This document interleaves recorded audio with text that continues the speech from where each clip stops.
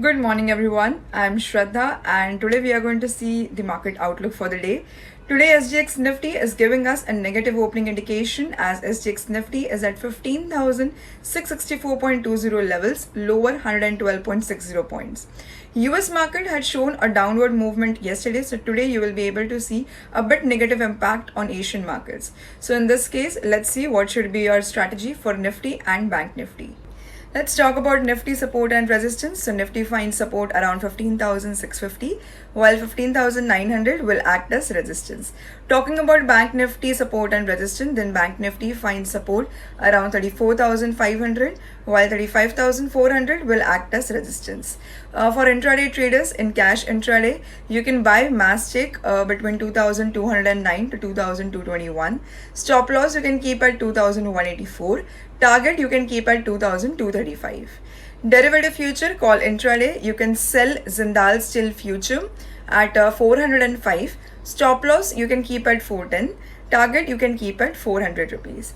Derivative future call intraday, you can sell Vedanta Limited future at 262 rupees. Stop loss you can place at 264. Target you can keep at 260 rupees. Calls that were given to you on 16th of June for cash intraday Elecon. Let me tell you, the target have been achieved. So congratulations to all of you. Derivative future call intraday, we have suggested for our IPO housing finance. Avoid the buy call for this particular script.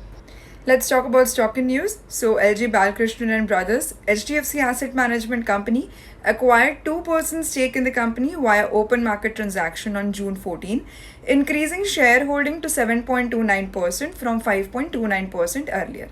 Let's talk about results for the day. So Power Grid Corporation, Natco Pharma, Jammu and Kashmir Bank, DB Corp, Basant Agrotech, Global Vectra Helicorp, and there are a few more companies whose results will be announced today.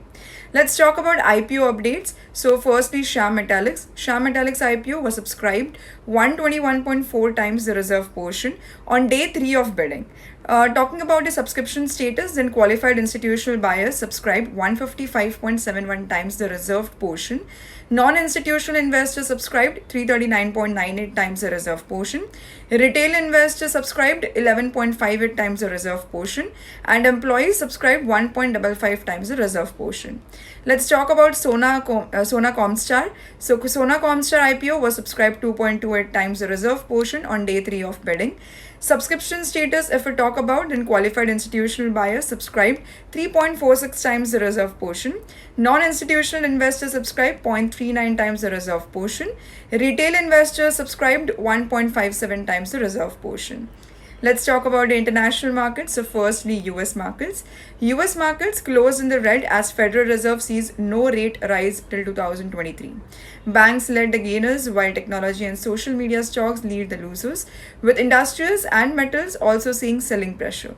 If we talk about Asian markets, the Asian markets opened weak as overnight US indices weakness played out with the Japanese Nikkei trading lower by over 1% as markets turned cautious on Federal Reserve outlook on inflation. Chinese stocks may buck the trend as they have consolidated well over the last 2 weeks. Talking about oil updates in Brent crude, the London-based international benchmark jumped 0.41% to $74.29 per barrel. That's it for Morning Outlook. Post-market hours, we will meet again with closing updates. So don't miss to join us at 5:30 p.m. evening, and also do not forget to subscribe our 5 Paisa channel. Stay tuned. Bye.